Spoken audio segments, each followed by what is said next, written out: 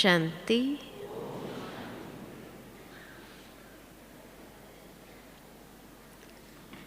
जनवरी मास विशेष तपस्या मास माना जाता है, जब हर ब्राह्मण आत्मा का अटेंशन अपने पुरुषार्थ के ऊपर विशेष होने लगता है। क्योंकि ये मास में जितना तीव्र गति से कोई पुरुषार्थ करके आगे बढ़ना चाहे, तो सहज ही वरदानों से पलने का अनुभव कर सकते हैं। साथ ही साथ ये मास को भी विशेष वरदान है कि बाप समान बनने का संकल्प जो आत्माएं करती है, सहज प्राप्ति का अनुभव कर सकते हैं। क्योंकि जिस तरह अमृत वेले के समय को वरदान है, वैसे इसी मास को बाबा ने संपूर्णता को प्राप्त किया, तो इस मास को भी वरदान हो जाता है। और उसमें भी विशेष ये सप्ताह जो है, जिसमें सहज प्राप्ति का अनुभव करना आसान है। जो भी निस्वार्थ भाव के संकल्प है, चाहे स्व उन्नति को लेकर के हैं, चाहे सेवा को लेकर के हैं, वो सहज ही पूरा हो जाता है। ये अनुभव है। और इसीलिए बाबा के घर में भी खास ये टर्न में जो भी आते हैं, उनके जीवन का भी एक लक्ष्य यही बनता है कि सचमुच इस सप्ताह में ऐसी तपस्या करें जिससे सहज प्राप्ति कर ले। परंतु तपस्या का सही स्वरूप क्या है? तपस्या किसको कहा जाता है? तपस्या का आधार क्या है? और उस तपस्या का रिजल्ट क्या है? इसको भी समझना जरूरी है। क्योंकि कोई स्थूल प्राप्ति की बात नहीं कर रही हूं मैं, सूक्ष्म प्राप्तियों की बात है। तो तपस्या माना क्या? ऋषि मुनियों ने जब तपस्या की भारत भूमि में, या कोई भी तपस्वी का स्वरूप अगर सामने ले आओ, चित्र ले आओ, भारत में जैसे प्रहलाद ने तपस्या की, ध्रुव ने तपस्या की, तो उनकी तपस्या के स्वरूप में, या कोई भी ऐसे तपस्वी का स्वरूप सामने लाओ, तो क्या नजर आता है? क्या कहेंगे? तपस्या किसको कहा जाए? क्या कहेंगे? तपस्या का मतलब है, जैसे अगर ध्रुव के चित्र को ले लो और उस चित्र को सामने ले आओ, तो हम सभी ध्रुव की कहानी जानते हैं कि वो जंगल में चला गया और एक टांग पर खड़ा हो गया और तपस्या की, और उस तपस्या से उसने प्राप्ति की। तो तपस्या का सबसे पहला आधार है या फाउंडेशन है कि जैसे व्यक्ति अपने आप को जहां पर है वहां से दूर ले जाता है, अर्थात बुद्धि से दूर जाने की बात है, या दूसरे शब्द में जिसको बाबा कहते हैं बेहद का वैराग्य जीवन के अंदर आना। बेहद की वैराग्य वृत्ति जब तक नहीं है तब तक सही तपस्या नहीं हो सकती है। बेहद के वैराग्य का मतलब ये नहीं है कि किनारा कर लेना, लेकिन मन बुद्धि से उपरामता की बात है। रहना तो हमें उधर ही है जहां रहते हैं, लेकिन उसके बावजूद मन और बुद्धि सहज उपराम हो जाए। एक वैराग्य, कुछ प्राप्ति करने के लिए वैराग्य आवश्यक है। तो बेहद का वैराग्य ये फाउंडेशन हो जाता है तपस्या का।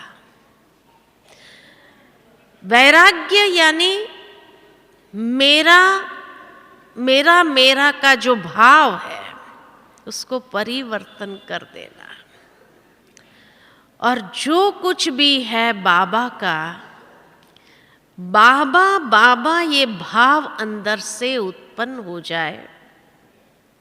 न्यारा और प्यारा होने का एक बैलेंस जिसमें हो,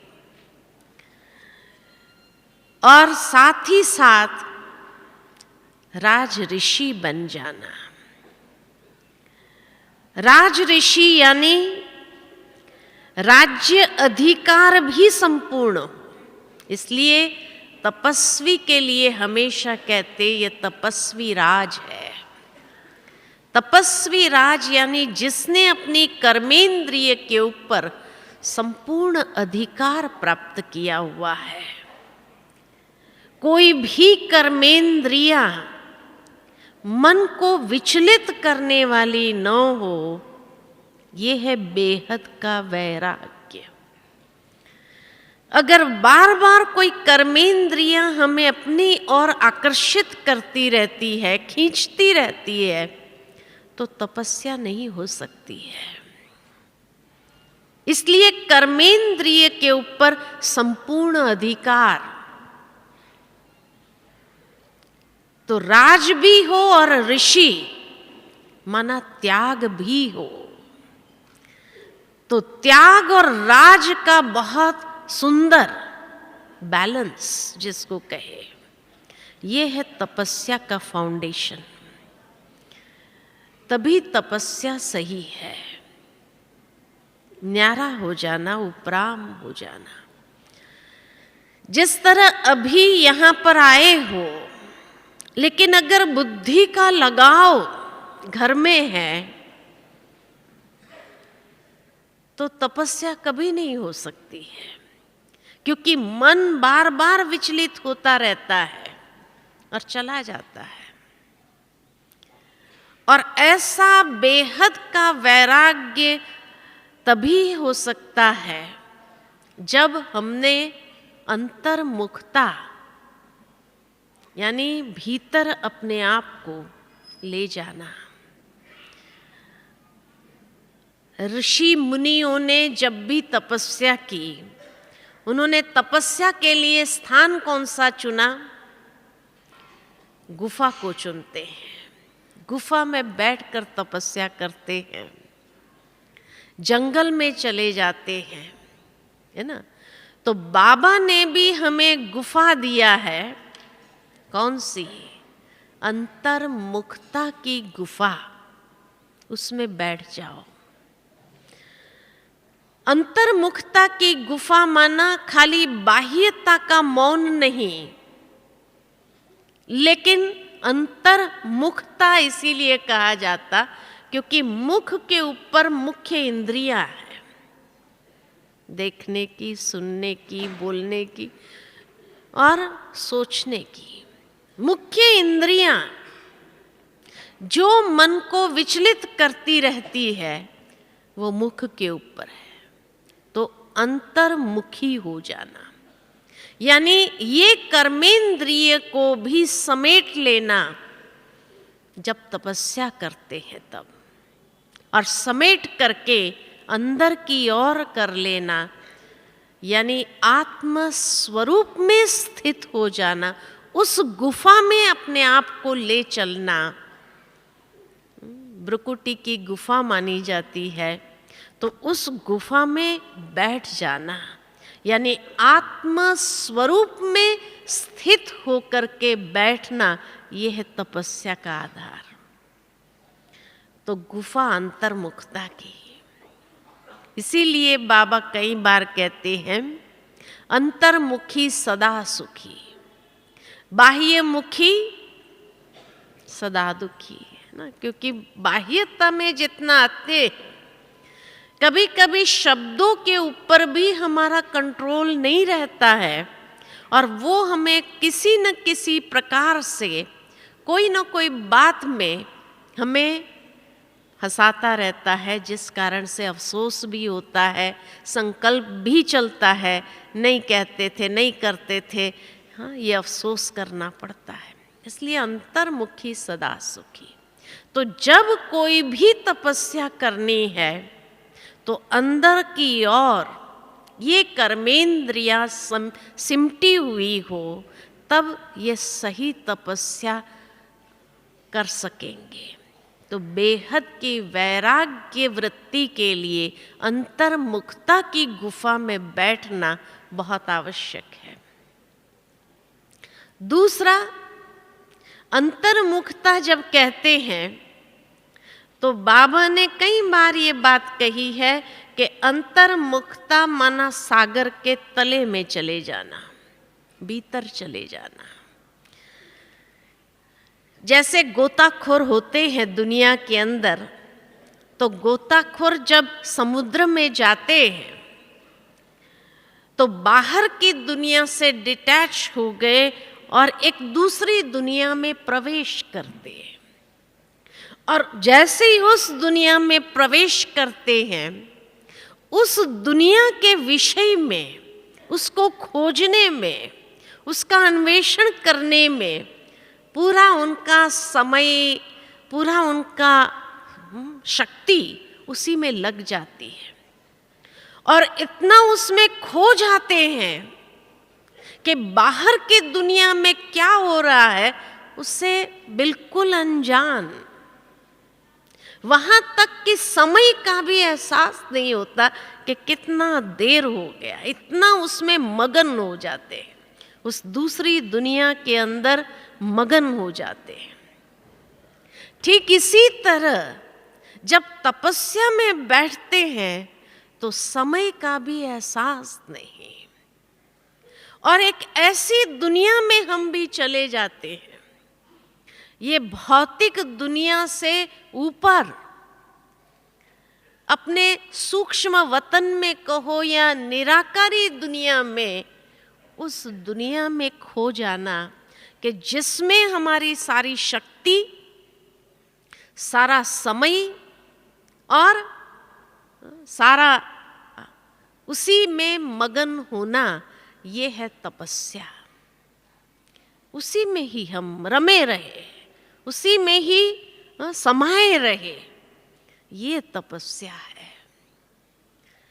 कि जहां हमें समय का भी एहसास नहीं होता, जब तक कोई आकर के हमें ये एहसास न दिलाए अब बहुत देर हो गई, या हमारा शरीर ही एहसास दिलाए कि अब बहुत देर हो गई, इसमें बैठे हुए इतनी एक रस उस अवस्था में मगन रहना, ये है तपस्या।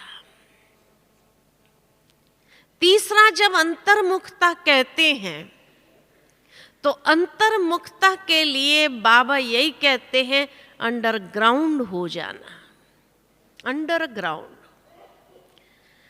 जैसे कोई भी साइंटिस्ट होता है, अगर उसको किसी विषय पर रिसर्च करना होता है तो वो अंडरग्राउंड हो जाता है।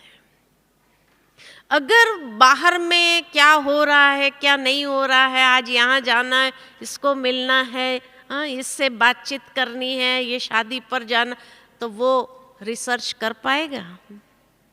बाह्य दुनिया में अगर उसकी बुद्धि एंगेज है तो रिसर्च कहाँ से करेगा? तो रिसर्च करने के लिए उसको अंडरग्राउंड जाना पड़ता है कि उस समय इतना डिटैच्ड बाह्य दुनिया से हो जाना पड़ता है, तब जाकर के वो रिसर्च कर सकता है, नहीं तो रिसर्च नहीं कर सकता है। इसी तरह अंतर्मुखता माना हम तपस्या जो कर रहे हैं, एक रिसर्च है हमारे लिए, हमारी स्थिति बनाने की रिसर्च। एक ऐसे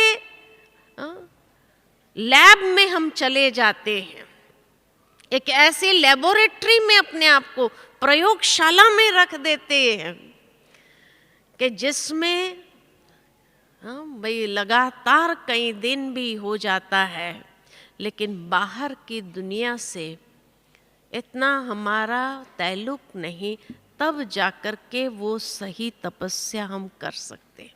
उस प्रयोगशाला में नए नए प्रयोग करना है। इसलिए बाबा की एक मुरली याद आती है मुझे कि तपस्या माना नवीनता, हर रोज एक नया प्रयोग, क्योंकि तभी तो तपस्या में आनंद आएगा, नहीं तो एक ही बात को लेकर के बैठे रहेंगे तो उसमें भी बोर हो जाएंगे, वो तपस्या में भी उब जाएंगे। इसलिए तपस्या माना नवीनता, कि हर रोज एक नया संकल्प मन को हम दे और उसके ऊपर हमें प्रयोगशाला में प्रयोग करना है, तब उसमें आनंद आता है। आनंद का अनुभव, सुख का अनुभव सहज कर पाएंगे और तब हमारी तपस्या का विभिन्न रूप से हम उस तपस्या का आनंद ले सकते हैं। इसलिए तपस्या के लिए बेहद की वैराग्य वृत्ति, और बेहद की वैराग्य वृत्ति के लिए सबसे पहले चाहिए अंतर्मुखता।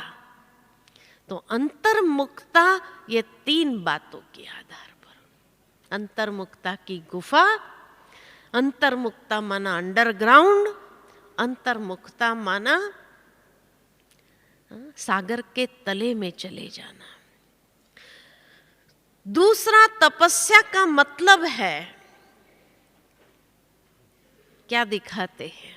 ध्रुव को अगर देखे तो तपस्या की माना दृढ़ संकल्पधारी हो जाना।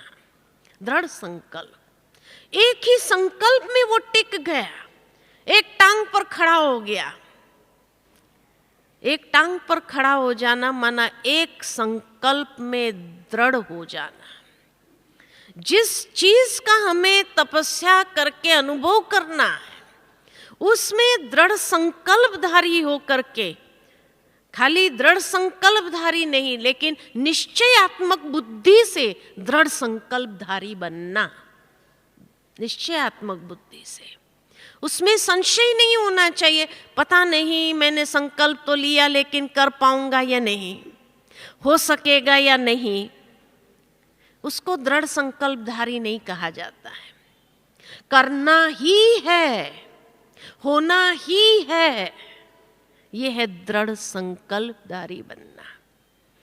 जैसे ध्रुव ने जब ये दृढ़ संकल्प लिया और एक टांग पर खड़ा हो गया, तपस्या करने लगा, तो फिर उसने अपने लिए कोई सहूलियत नहीं रखी कि भाई अगर बारिश आई तो मैं कमरे में चला जाऊंगा या अपने महल में वापस चला जाऊंगा। ये सहूलियत की जहां मार्जिन न हो, कंडीशंस न हो, ये होगा तो ऐसा कर लूंगा, ये होगा तो ऐसा कर लूंगा, ये कंडीशंस जहां आई वहां दृढ़ संकल्पधारी नहीं कहेंगे, है ना। तो दृढ़ संकल्प माना कुछ भी आ जाए, कोई भी परीक्षा आ जाए, क्योंकि जब भी हम तपस्या का संकल्प करते हैं, इसका मतलब परीक्षा जरूर आएगी, क्योंकि माया उस संकल्प को तोड़ने का प्रयास जरूर करेगी, लेकिन उसमें हम कितना दृढ़ है, यह है दृढ़ता संपन्न अभ्यास, कि उसमें हम दृढ़ संकल्पधारी है। माया ने तो अपना काम किया। आप प्रैक्टिकल देखो, जब बाबा के बने और जैसे ही बाबा के बनने का संकल्प आपने लिया, इस ज्ञान मार्ग पर चलने के लिए आपने अपने आप में कमिटमेंट लिया, और पहले दिन जैसे ही मुरली सुनना चालू कर दिया, रोज मुरली के लिए आने लगे, परीक्षा आई कि नहीं आई? कि घर वालों ने कहा ये रोज रोज क्या है जाना वहां, कहा कि नहीं कहा? अच्छा, उसके बाद जैसे खान पान की धारणा ली, तो घर वालों ने क्या कहा? क्या ये नया नाटक है? कहा कि नहीं कहा? है ना? ये कौन सी बात है? कहाँ लिखा हुआ है? कौन सी भक्ति के या शास्त्रों में लिखा है कि भाई ये करना जरूरी है? कहेंगे या नहीं कहें? तो परीक्षा आएगी या नहीं आएगी? कि आपने उस संकल्प में कितनी दृढ़ता है, उसकी चेकिंग करेगी या नहीं करेगी माया। लोग उस समय विशेष प्यार दिखाने का प्रयत्न, अरे खा लो खा लो खा लो, करेंगे या नहीं करेंगे?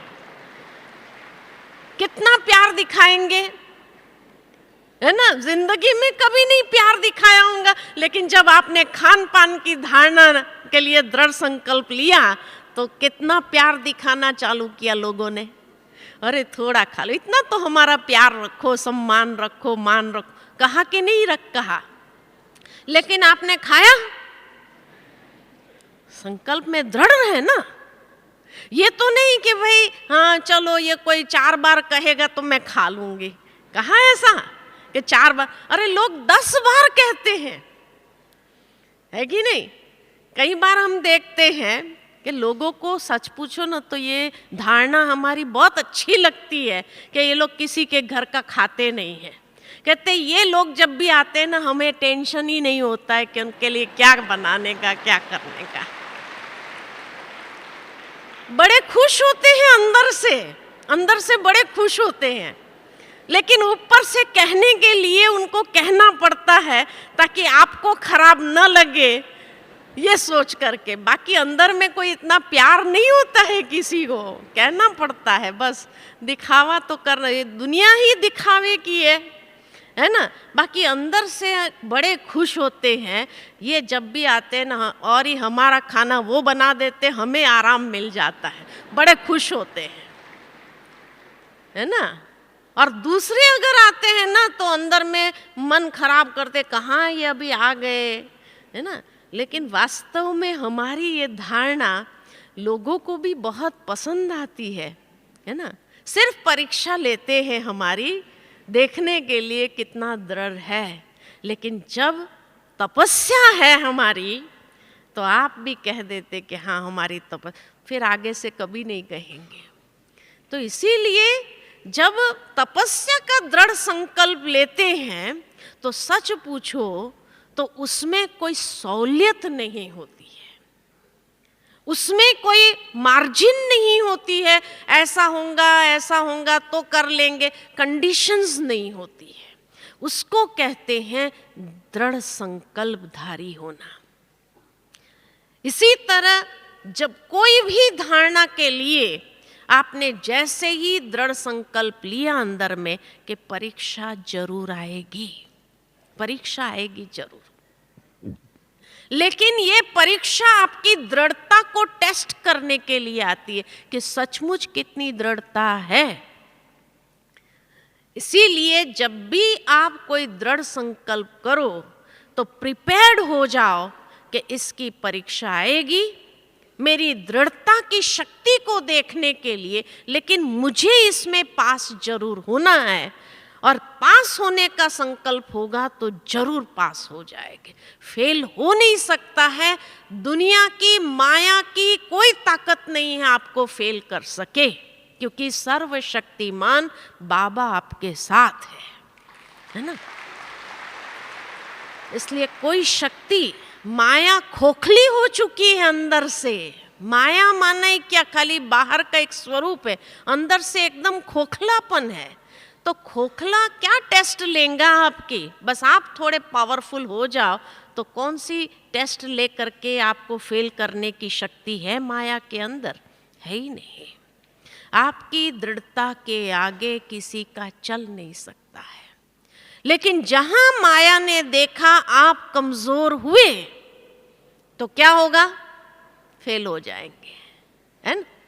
अब जैसे कई बार यहाँ हम देखते हैं कि मधुबन में जब आते हैं 18 जनवरी पर, है ना, तो विशेष बाबा के कमरे में जा कर के बैठेंगे तपस्या करने के लिए, और दृढ़ संकल्प भी बहुत अच्छे अच्छे लेते हैं कि आज के बाद हम ये नहीं करेंगे, ऐसा करेंगे, रोज अमृत वेला जरूर करेंगे, अमृत वेला कभी मिस ना हो, ये दृढ़ संकल्प लेंगे।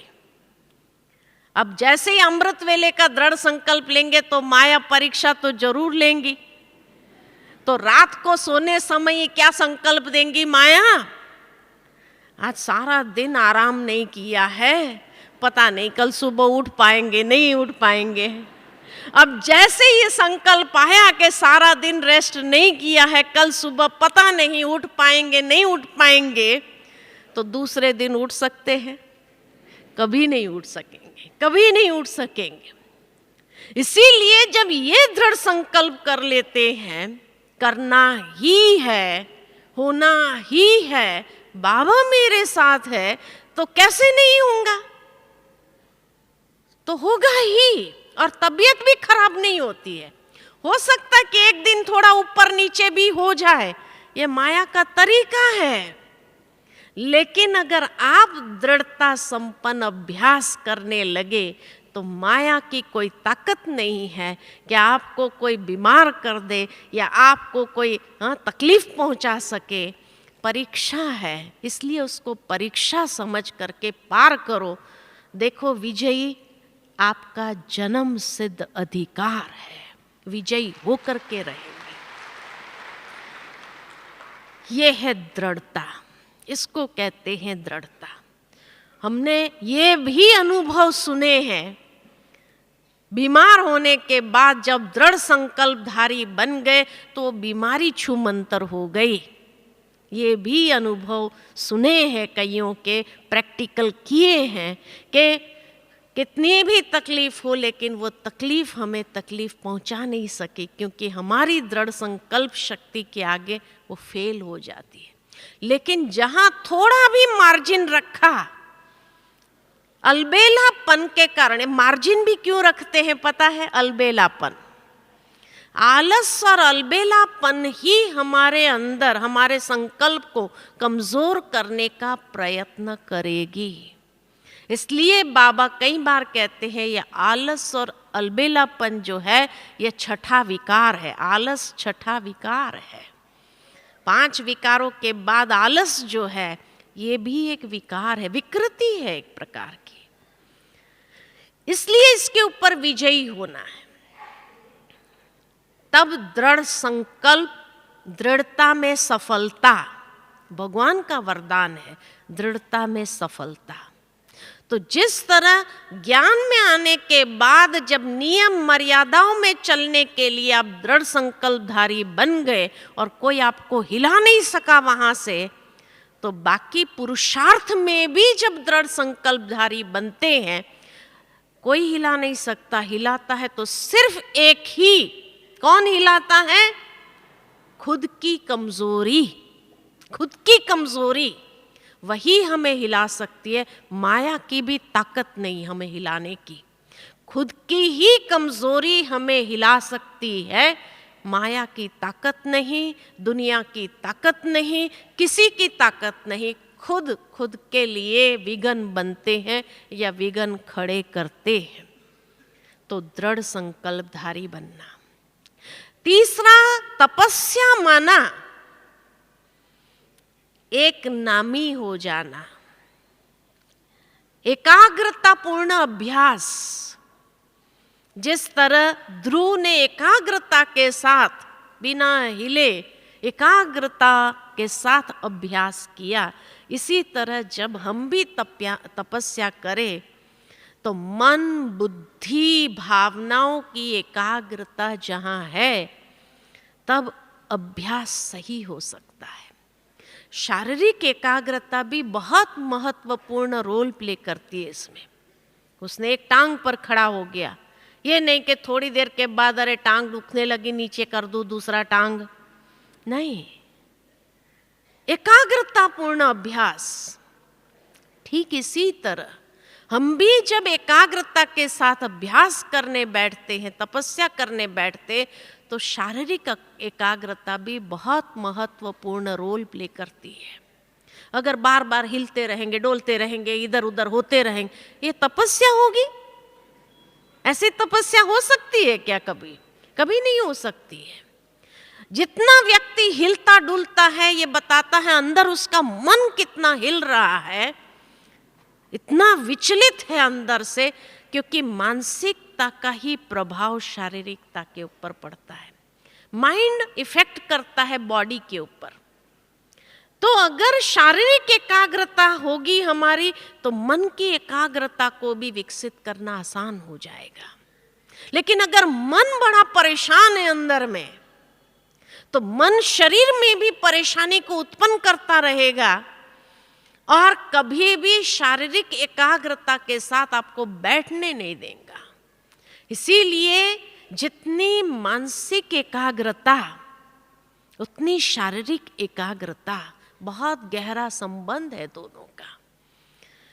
इसलिए जब तपस्या में बैठते हैं तो एक शरीर में भी कोई प्रकार की हिलना डोलना न हो, ये एकाग्रता जितनी होगी तो मन की एकाग्रता को विकसित करना कोई बड़ी बात नहीं। अच्छा, मन कहाँ कहाँ भटकता है? मन कहाँ कहाँ भटकता है? मानसिक एकाग्रता क्यों नहीं बनती है? तो 3 जगह मन का भटकना है। कौन सी 3 जगह? पहला, संबंधों में भटकेगा। दूसरा, इच्छाओं में भटकेगा। ये चाहिए चाहिए, वो चाहिए, ये चाहिए ये चाहिए, तो ये चाहिए चाहिए कि इच्छाएं जो है उसमें भटकता है। और अगर ये दोनों में से एक भी नहीं है तो तीसरा, व्यर्थ संकल्पों में भटकता है। कुछ भी सोचना है, कुछ भी सोचना है, कोई उसका सर नहीं, पैर नहीं, धर नहीं, सोचना है उसको, किसी के बारे में भी सोचना है। तो ये 3 जगह मन का भटकना है, आदती हो गया है मन। इसलिए ये तीनों दरवाजे हमें बंद करना है। जब तपस्या करने बैठो तब मानसिक एकाग्रता को विकसित कर सकेंगे। संबंधों का जो द्वार है उसको कैसे बंद करेंगे? संबंधों के द्वार में भटकता है मन, चला जाता है। ये संबंधों का द्वार बंद कैसे करेंगे? तो सर्व संबंधों के सुख का रस एक बाबा के साथ, जब एक बाबा के साथ सर्व संबंधों का सुख का रस लेने लगेंगे तो दुनिया का कोई भी संबंध मुझे खींच नहीं सकता है। इसीलिए बाबा ने कल परसों की मुरली में भी इस बात को कहा, संबंधों में, और खास करके इसीलिए गीता का भी अंतिम अध्याय क्या है? नष्टो मोहा स्मृतिर्लब्धा।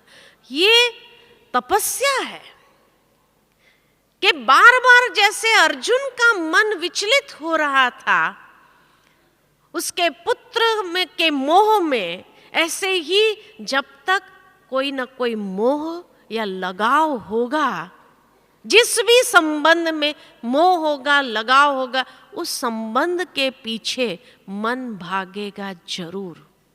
इसीलिए सर्व संबंधों का रस जब हमारा बाबा के साथ है तो दुनिया का कोई भी संबंध मेरे मन को विचलित नहीं कर सकते।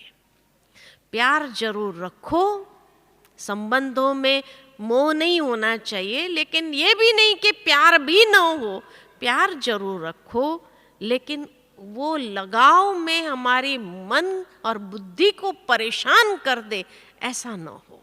ये है लगाव, ये है मोह। इसलिए नष्टो मोहा स्मृतिर्लब्धा, तब मानसिक एकाग्रता हमारी बनेगी। दूसरी बात, तो ये दरवाजा बंद करने के लिए सर्व संबंधों का रस एक बाबा के, ये तपस्या है। तपस्या माना सर्व संबंधों का अनुभव एक बाबा संग में करूं, सारे दिन में अलग अलग समय पर अलग अलग संबंधों के साथ उस रस का अनुभव लेती रहूं, ये तपस्या है जो चलते फिरते भी होती है। दूसरा द्वार कैसे बंद करेंगे? सर्व इच्छाओं का द्वार कैसे बंद करेंगे? कैसे करेंगे? हाँ, पाना था सो पा लिया, अब काम क्या बाकी रहा। यह है इच्छाओं के द्वार को बंद करने का तरीका या विधि, कि जब ये महसूसता आ जाए, जो पाना था सो पा लिया, अब क्या चाहिए? अब क्या चाहिए? मिल गया मुझे सब कुछ, भगवान मिला, माना सब कुछ मिल गया, क्योंकि उसका सारा वर्षा मेरा ही तो है, हम ही तो वर्षे के अधिकारी है। सब कुछ मिल गया, तो प्राप्ति संपन्न स्वरूप में अपने आप को देखना, विजुअलाइज करना, यह है तपस्या। कि सर्व प्राप्ति संपन्न स्थिति है। पाना था सो पा लिया, अब कुछ नहीं चाहिए इस दुनिया से, कुछ नहीं चाहिए। जब तक ये रहेगा, अरे ये संबंध में देखो इसने हमको ये तो दिया ही नहीं, इसको घर में गए, इसके पास में रहे, लेकिन निकलते समय एक सौगात तक नहीं दिया। अब कहाँ बुद्धि अटकी? सौगात में बुद्धि अटक गई। योग लगने देंगी? योग लगने देंगी? कभी नहीं लगने देंगी। मित्र संबंधी के यहाँ गए, शादी मुरादी पर गए, और वहां से निकलते समय उन्होंने कुछ दिया ही नहीं, तो क्या चलेगा? हम तो इतना दे के आए, इतना करके आए, लेकिन उन्होंने तो कुछ दिया ही नहीं। अब बुद्धि छोड़ो इन बातों में। अगर इन बातों में अटकी रहेगी बुद्धि, तो तपस्या कब करेंगे? हमारे जीवन का लक्ष्य क्या है? हमें ये फाइनल करना है, मेरे जीवन का लक्ष्य क्या है। सोचो, हिसाब किताब था, पूरा हो गया, हमने दे दिया, पूरा कर दिया। अगर उसने नहीं दिया तो बहुत अच्छा, कुछ बढ़ाया तो नहीं हमने। इसलिए निश्चिंत हो जाओ, इन बातों में मन बुद्धि को भटकाओ नहीं कि इसने नहीं दिया, उसने नहीं दिया, ये संबंधियों ने नहीं दिया, इतना पूछा तक नहीं करो। नहीं पूछा, बहुत अच्छा कि आपके साथ का हिसाब किताब ही नहीं है, और नहीं हो आगे भी, क्योंकि अंतिम समय चल रहा है। अभी भी अगर हम लेते देते रहेंगे तो कब पूरा करेंगे उनका?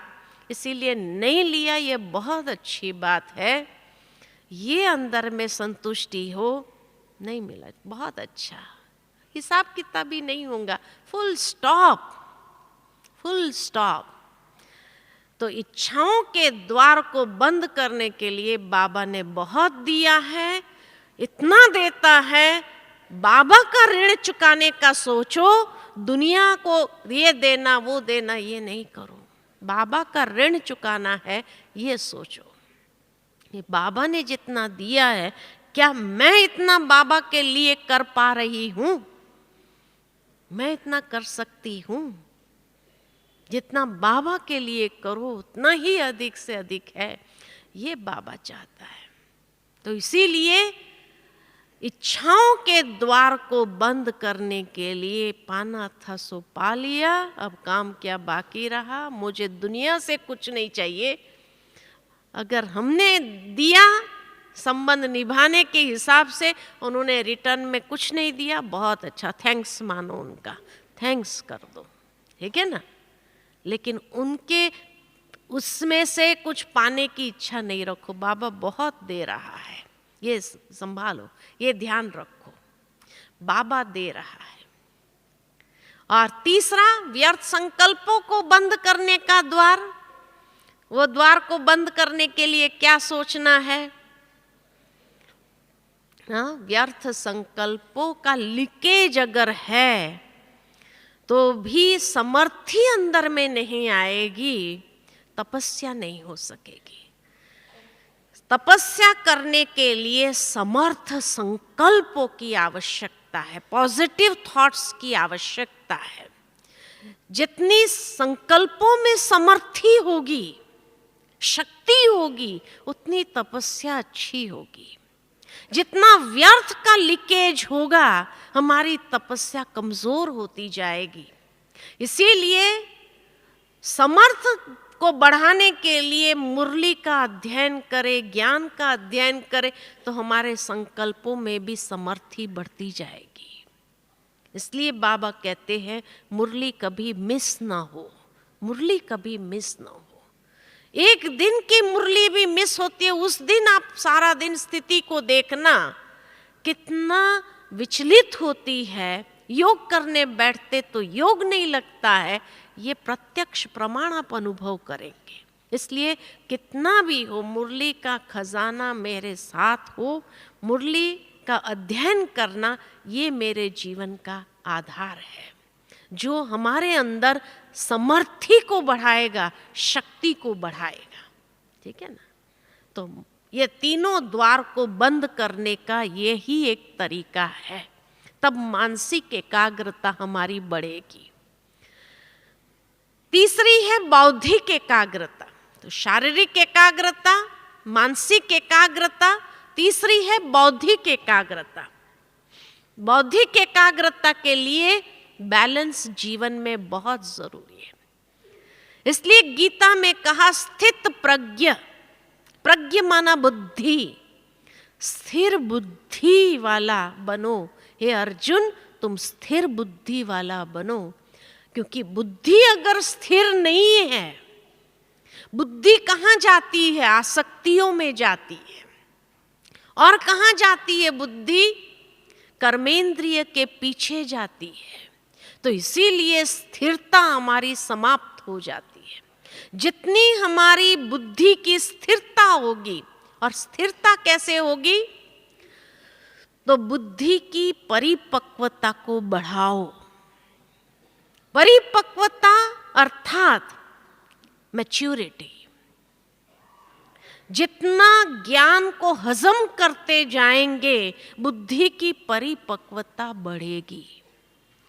ज्ञान के गुह्य से गुह्य राज को भी समझने का प्रयत्न करो, और जितना उस ज्ञान को समझते हुए उसको जीवन में धारण करते जाएंगे, उतना हमारी बुद्धि की परिपक्वता बढ़ेगी। अगर बुद्धि की परिपक्वता नहीं है तो क्या होगा? क्या होगा? मैच्योरिटी ही अगर नहीं है तो क्या होगा? जो समय पर नहीं बोलना चाहिए बोल देंगे, फिर बाद में बुद्धि हमारी विचलित होती रहेगी, टेंशन में आती रहेगी, अरे नहीं बोलते थे तो ज़्यादा अच्छा होता था। परिपक्वता नहीं, मैच्योरिटी नहीं है। मैच्योरिटी क्यों नहीं है? क्योंकि ज्ञान को हमने अप्लाई नहीं किया है, इसीलिए। तो बुद्धि की मैच्योरिटी बहुत ज़रूरी है। परिपक्वता जितनी होगी उतना ही हम बुद्धि की एकाग्रता या स्थिरता को विकसित करेंगे, और उसके लिए बुद्धि हमारी डिस्ट्रक्टिव ना हो, कंस्ट्रक्टिव हो। डिस्ट्रक्टिव बुद्धि किसको कहते हैं? स्थिरता कब आएंगी, परिपक्वता कब होंगी? तो बुद्धि की डिस्ट्रक्टिवनेस जो है, वो जो है, डिस्ट्रक्टिव बुद्धि किसको कहते हैं? किसी की निंदा करना, परचिंतन करना, ग्लानि करना, उसका मन में उसके प्रति बदले की भावना रखना, ये है डिस्ट्रक्टिव बुद्धि। ये है डिस्ट्रक्टिव बुद्धि, जो खुद को नुकसान ज्यादा पहुंचाती है, दूसरों को कम। बदला लेने की भावना अगर है तो खुद की स्थिति को कितना नुकसान पहुंचाती है। अभी किसी ने बहुत अच्छा ऐसा वीडियो भेजा हमको, और उसमें बताया कि व्यक्ति जब कोई भी बात बदला लेने के लिए बार बार सोचता है और प्लानिंग करता है, तो उसकी बुद्धि की माना उसका जो ब्रेन है, ब्रेन कितना डैमेज होता है वो उसमें बताया कि जो मेमोरी लॉस या ये जो होने लगता है या जो ब्रेन डैमेज होता है वो उसका कारण ही है कि जब मन की बुद्धि कंस्ट्रक्टिव नहीं है, डिस्ट्रक्टिव बुद्धि ज़्यादा है, तो वो अपने ही बुद्धि को डैमेज करता है। तो दूसरों को नुकसान पहुंचाना वो तो बहुत दूर जब पहुंचाएगा, लेकिन उसके पहले खुद की बुद्धि को कितना डैमेज करता है उसका उसको एहसास नहीं है। तो ये बात अभी इतना साइंटिफिकली प्रूव्ड हुई है कि खुद की बुद्धि को, जो मेडिकल टर्म्स है सभी तो समझ नहीं पाएंगे, लेकिन कैसे कैसे कौन से हिस्से को डैमेज करने लगता है और उससे क्या क्या होता है वो सारा उस वीडियो के अंदर इतना क्लियर कोई डॉक्टर ने सारा रिसर्च करके बताया। तो इसीलिए डिस्ट्रक्टिव बुद्धि न हो, कंस्ट्रक्टिव बुद्धि।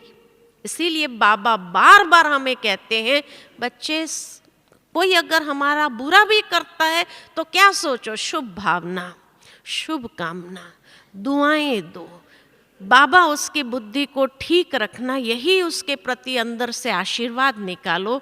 ये है कंस्ट्रक्टिव बुद्धि। तो वो आपकी बुद्धि को डैमेज नहीं होने देंगे, नहीं तो आपकी बुद्धि ज़्यादा डैमेज होगी। इसीलिए योग नहीं लगेगा, इतनी मन बुद्धि विचलित होगी, ये की बात मत पूछो। बाबा से जो सकाश लेनी चाहिए वो सकाश नहीं ले पाएंगे, ऐसी स्थिति हो जाएगी। इसीलिए बाबा हम बच्चों को कहते हैं कि कोई अगर आपका बुरा भी करता है तो सोचो कोई जन्म का हिसाब किताब होगा, पूरा हुआ, उसके प्रति शुभ भावना दे दो ताकि आपका आगे हिसाब न बनेगा। उसको दुआएं दे दो, सहयोग दो, उसको शुभ भावना शुभ कामना का सहयोग दो कि हे बाबा उसकी बुद्धि को ठीक रखना, पॉजिटिव रखना। ये है हमारी कंस्ट्रक्टिव बुद्धि। जितनी कंस्ट्रक्टिव बुद्धि होंगी उतनी बुद्धि स्थिर रहेगी, जितनी डिस्ट्रक्टिव बुद्धि होंगी बुद्धि स्थिर कभी नहीं रहेगी, स्थित प्रज्ञ कभी नहीं बन सकेंगे। और हमारी बुद्धि की ही एकाग्रता नहीं तो मानसिक एकाग्रता, शारीरिक एकाग्रता तो बहुत दूर की बात हो गई। मेन बुद्धि ही तो है जो मन को भी कंट्रोल कर सकती है और शरीर को भी ठीक रख सकती है। इसीलिए बौद्धिक एकाग्रता बहुत ज़रूरी। तो एकाग्रता पूर्ण अभ्यास ये है तपस्या। तो तपस्या का सही स्वरूप क्या है, इसको हमने कुछ बातों को लेकर के स्पष्ट किया। बाकी तो बाबा ने बहुत तपस्या की गहराई बताई है, जो आगे कभी समय मिलेगा तो उसको और स्पष्ट करेंगे। ओम शांति।